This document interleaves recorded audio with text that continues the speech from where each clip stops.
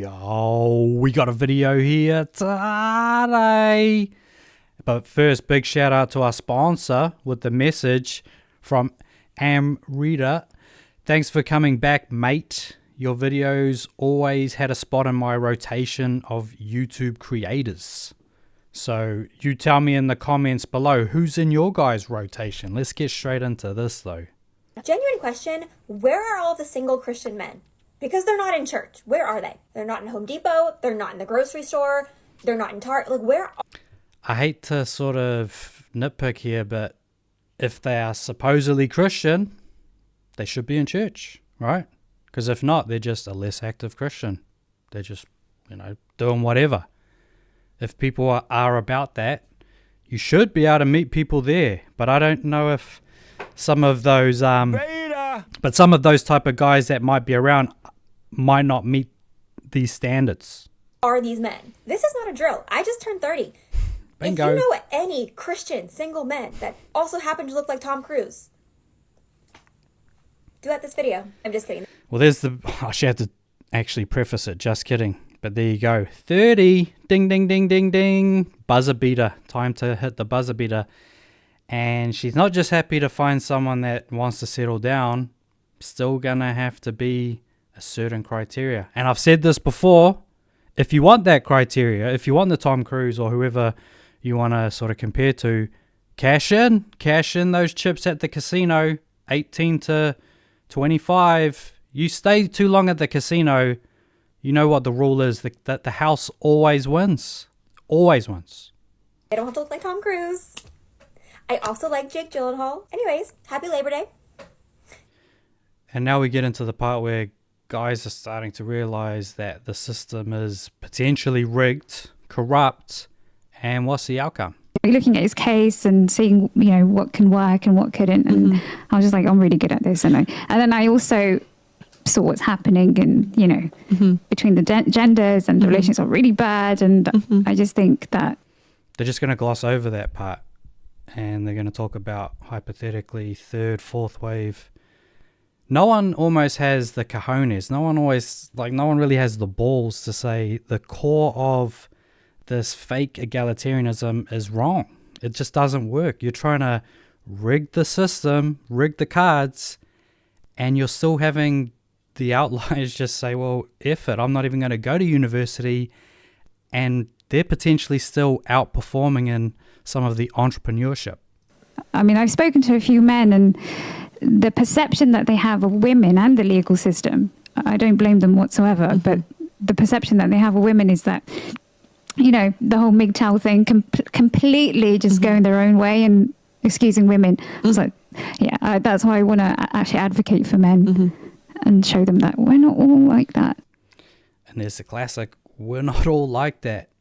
But what that actually exposes is that too many are like that. It doesn't even have to be like a majority. It could be 30, 40%. That's a lot. That's at the stage of flipping a coin. But in some parts of the world, it's not even as simple as flipping a coin. It might be worse. You might have to flip a coin 2-3 times. You hear some people have 4-5 marriages. They keep liking to, roll the dice of life, I guess. I mean, we're all entitled to make these decisions. And what's crazy, sometimes they'll advertise on their own platforms, but then you have huge platforms, mainstream ones, New York Times, Facebook, sponsored content. And this is what everyone is, well, this is not what everyone's looking at, but this is what a lot of the quote unquote normies that are just scroll the timeline, this is what they're going to run into. I am the first one to tell you to marry rich, and I am also the first one to tell you to make your own money. And here is how they go together. If you go out and make immediate narcissism. This is the first one to say hypergamy exists. Marry rich, monkey branch up, hold on the low one till you get up to a certain range, and then see if the other arm can go higher. Rinse and repeat. Make your own money. You will never, ever accept, unless he's young and hot, someone that is of lesser value. You will only want to be with somebody that is equal or of greater value. Also, you will be... There is the outlier though. If you are a model and you're young and hot, you get into a certain bracket, why not? Why not get a little... husband's at work. He's on some business trip for the weekend. Let's have some fun. Become more attractive to these type of men. You will not look like a liability, rather a partner. And the most important factor is, if you have your together and you're taking care of yourself, you will not settle for someone that might not be that nice to you but takes care of you financially. Like, if you have your together, you will have more options. Stay toxic, my friends. Stay toxic. She said a lot of things there to close it out, but money makes the world go round at the end of the day. People think it's shallow, but this is what gets brainwashed to the masses. But just off the back of that last clip, the problem of that high value argument is that's 3%. If you're basically telling all these ladies just settle for the 3%, well, I don't know, that the math doesn't seem to add up.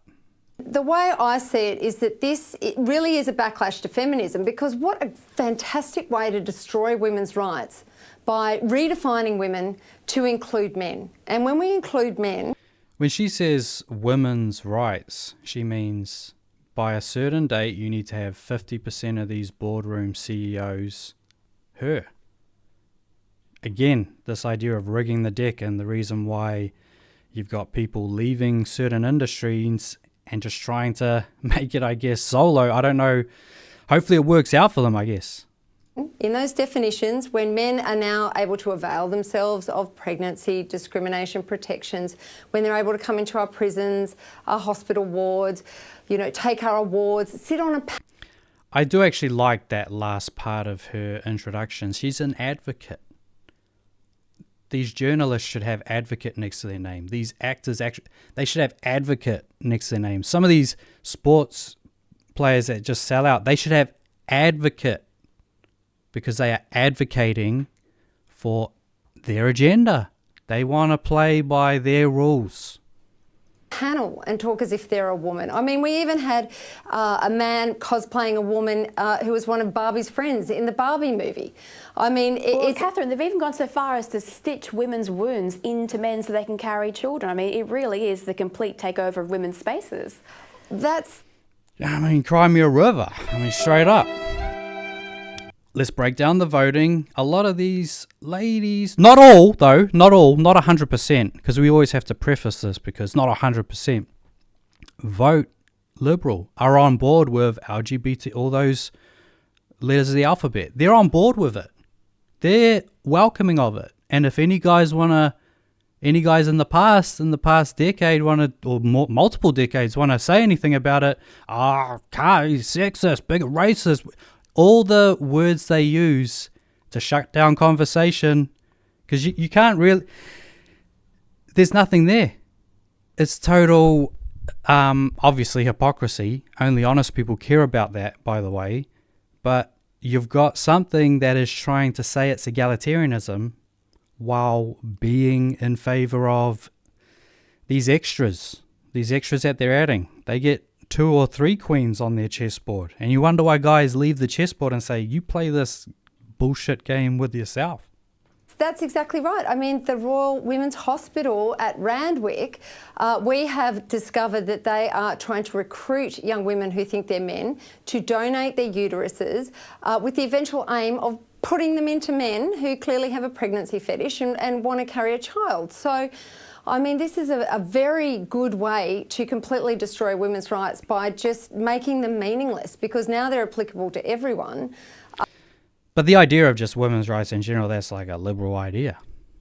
No one ever wants to go right back to the core. Let's go to the start of the story. We always seem to be talking about the end for some reason, as if we can't rewind. No one even really wants to talk about the second wave. It seemed like the third wave was the conversation. That's when people really were willing to say, oh, this is out of control. This has gone too far. I mean, we're going to check out just a couple of comments here on Facebook to see what they say.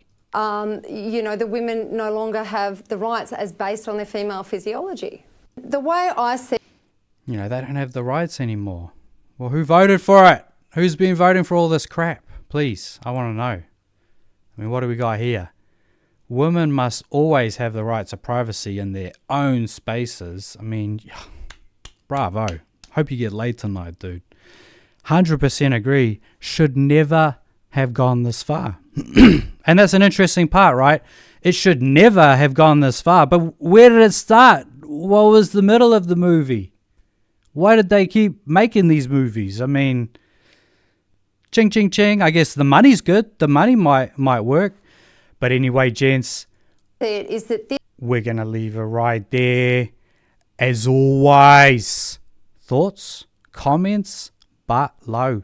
And hit that like on the way out. It takes 1.5 seconds. And seriously, guys, you got to smash that subscribe button right now. I mean, people say, what's going on? Well, one day you have minus 30 subs. One day you have plus 30 subs. These are exact numbers, by the way. And then the following day, you have minus 30 subs. And then recently, over the past month, you've just had a constant stream of minus 7, minus 8.